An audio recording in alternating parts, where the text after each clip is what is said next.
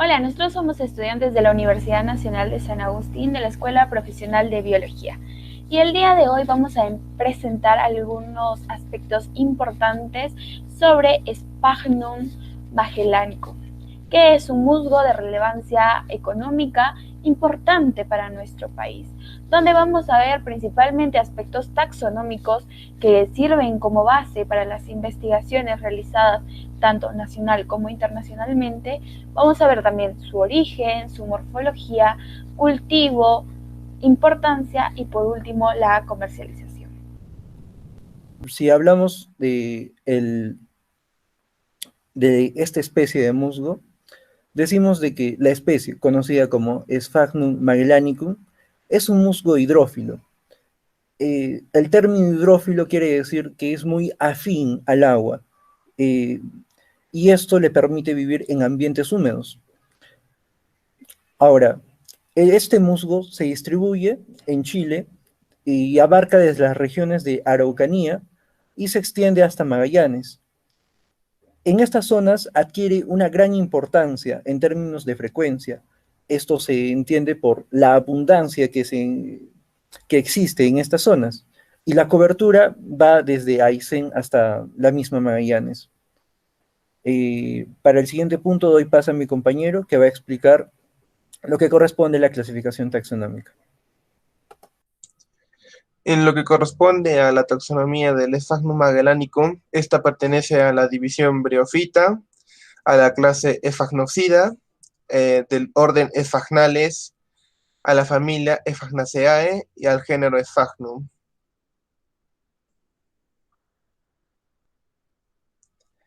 En su división, las briofitas son plantas pequeñas y primitivas, comunes en lugares muy húmedos. De la clase también es conocida comúnmente como el musgo de turba, es bastante diferente de la observada en las otras clases del filo briofita.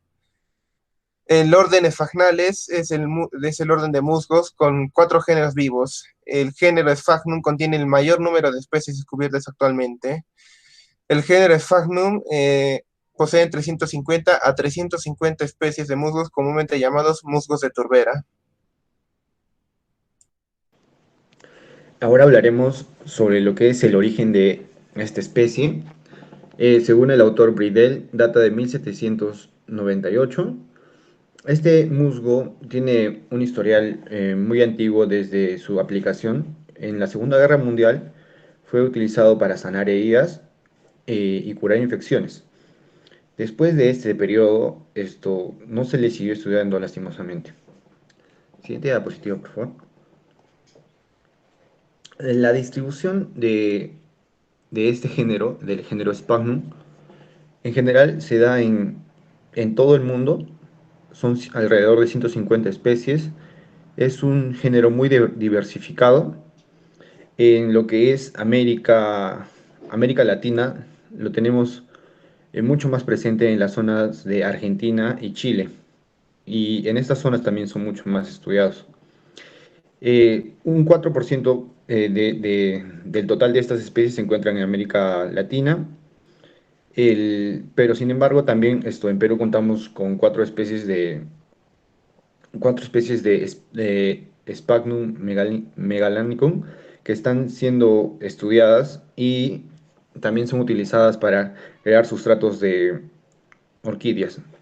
El, el hábitat de este género son zonas altoandinas y altas en humedad. Ahora siguiendo esto, mi compañero va a exponer lo que es la morfología del género. Bien, vamos a hablar un poco sobre la morfología.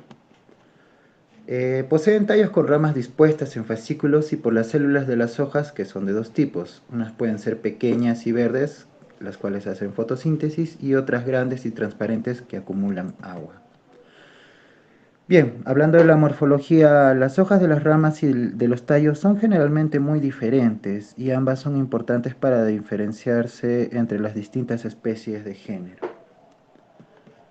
Las hojas de las ramas y de los tallos son generalmente tienen unas diferencias muy notorias, ¿no? En la porción distal de las plantas, las ramas están dispuestas de manera muy compacta, formando una cabezula o capítulo.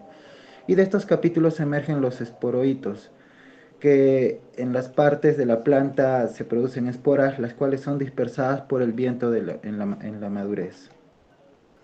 Sus características diferenciales son la presencia de ramas en fascículos, una organización especial de los filidios con gran capacidad de absorción por parte del gametofito, el protonema taloso, esporofito sin seta, ni peristemo y cápsula dehiscente.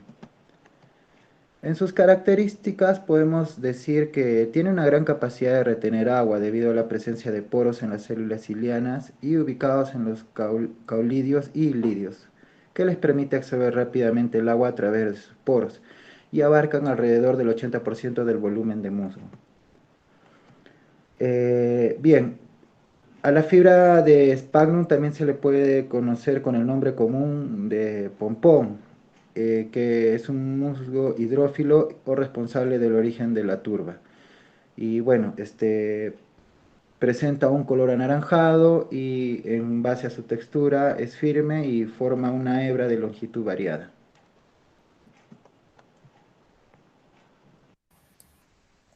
Bien, correspondiente a el cultivo de esta planta, o claro, de esta briofita, tenemos que enfocarnos en algunos aspectos en particular. Primero, entender de que una de sus particularidades del Sphagnum magellanicum es que tiene un índice de acidez adecuado. Esto le permite acondicionar los suelos para el mismo cultivo y también puede contribuir a algunas plantas que tienen una alta demanda, como corresponde a las orquídeas. Ahora, si bien es cierto, hay algunos factores que afectan a su crecimiento, podemos mencionar dentro de ellos a la disponibilidad del agua.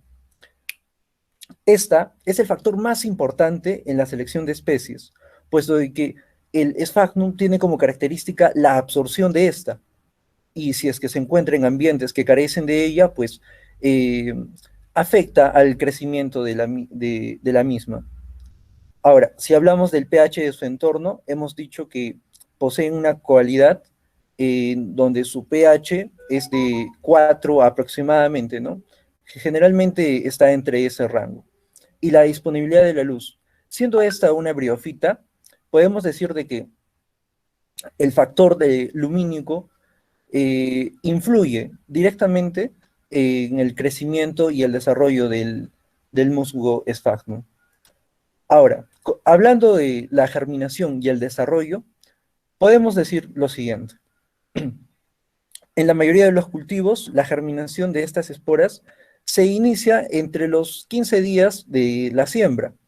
Estos cultivos parten de la célula germinativa, que comienza a dividirse y después a tener un continuo desarrollo, generando un corto filamentoso, como se puede apreciar también en las figuras. Ahora bien, hacia los 19 y 20 días se inicia el desarrollo de un rizoide. Este rizoide se va alargando hasta formar un filamento pluricelular. Después de ello, a los 20 o 22 días, la célula terminal empieza a dividirse rápidamente y pasa por un tabique transversal oblicuo, un protonema laminar de aspecto más o menos espatulado, y es ahí en donde nacen varios rizoides filamentosos con tabiques oblicuos. Correcto. Continuando con la explicación, podemos decir de que después de esto, a los 25 días de la germinación, este protonema laminar empieza a presentar numerosos rizoides pluricelulares, y posterior a ello, a los días 35 y 40 aproximadamente, iniciado ya el proceso, se puede apreciar la diferenciación entre esta célula inicial caulógena. Esta misma va a dar origen al caulidio y a los filidios del gametofito. La espora frecuentemente permanece en el protonema filamentoso hasta después de ello llegar a la aparición de la yema caulógena. Estas esporas presentan una vitalidad que es el 100% después de los 4 meses de recolección. Bien, Continuamos. El Sphagnum es el género más abundante dentro de las briofitas, teniendo una importancia considerable para la ecología, para la economía y para la salud mundial. Es así como vamos a hablar sobre la importancia ecológica. Este género de musgo, pues, es cosmopolita y endémico de Perú, Chile y Argentina. Estos van a formar grandes céspedes o almohadillas de color verde, amarillento, parduzco, rojizo. Crecen ilimitadamente por la parte apical, la parte de arriba. Al mismo tiempo que pasa eso, en la parte de abajo se va muriendo y se va acumulando, transformándose en turba, cuya acumulación prolongada origina las turberas. Entonces entendemos las turberas como ecosistemas originados por este musgo. Estos ecosistemas van a albergar flora y fauna propia y característica capaz de vivir en condiciones que serían muy difíciles para otras especies, como por ejemplo en un ambiente con constante anegamiento, inundación, quiere decir, acidez, anoxia, falta de oxígeno y escasa disponibilidad de nutrientes. En este tipo de ambientes encontramos al pudú, que es un tipo de venado pequeño, endémico de América del Sur. También encontramos anfibios, guanacos y aves como el pimpollo, el blanquillo, el canquén, además de otras especies vegetativas como los líquenes, briofitas, otras plantas vasculares y entre otros.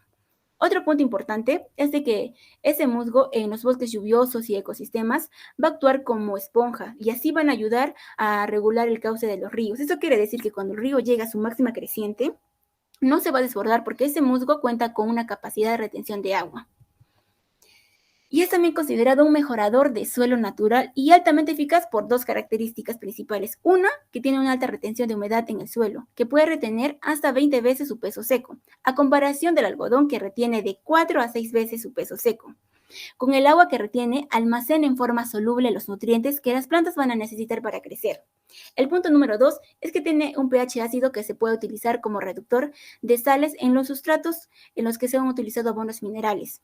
Al tener un adecuado índice de acidez, es magnífico en acondicionador de suelos. Eso quiere decir buen fertilizante, buen mejorador del cultivo, en donde plantas como la orquídea se van a beneficiar porque ese musgo tiene una alta capacidad de humedad. En la parte de la salud, posee una buena actividad contra las bacterias gram positivas, como es el Staphylococcus aureus y el Streptococcus faecalis. Estas ambas bacterias son causantes de diversas infecciones. La primera infección es a órganos blandos, a tejidos blandos, a neumonía, por ejemplo, infecciones a la piel. El segundo está relacionado con infecciones urinarias y heridas, pero ambas van a causar la endocarditis. También pueden ser buenos filtros removedores de metales y de bacterias, ya que por cada gramo de musgo Magellanicum se puede absorber hasta 19.3 miligramos de cobre. En cuanto a la importancia económica, conociendo las características que ya hemos visto, van a haber grandes cantidades de familias que van a trabajar directamente en la extracción de su musgo, en las actividades económicas asociadas a las turberas, que son reconocidas también porque ellos almacenan una gran cantidad de carbono y también se utiliza para el tratamiento de aguas residuales.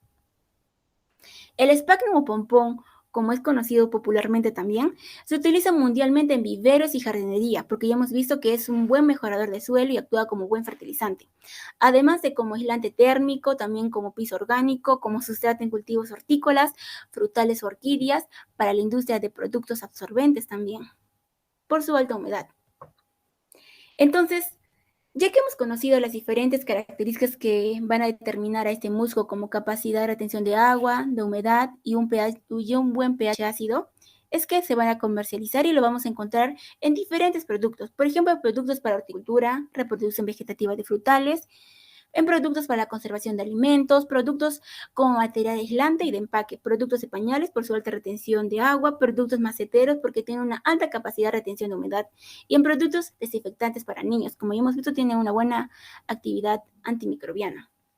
Ahora que ya conoces más sobre este musgo, ¿puedes identificarlo en tu vida diaria? Estamos seguros que sí. Gracias por su atención.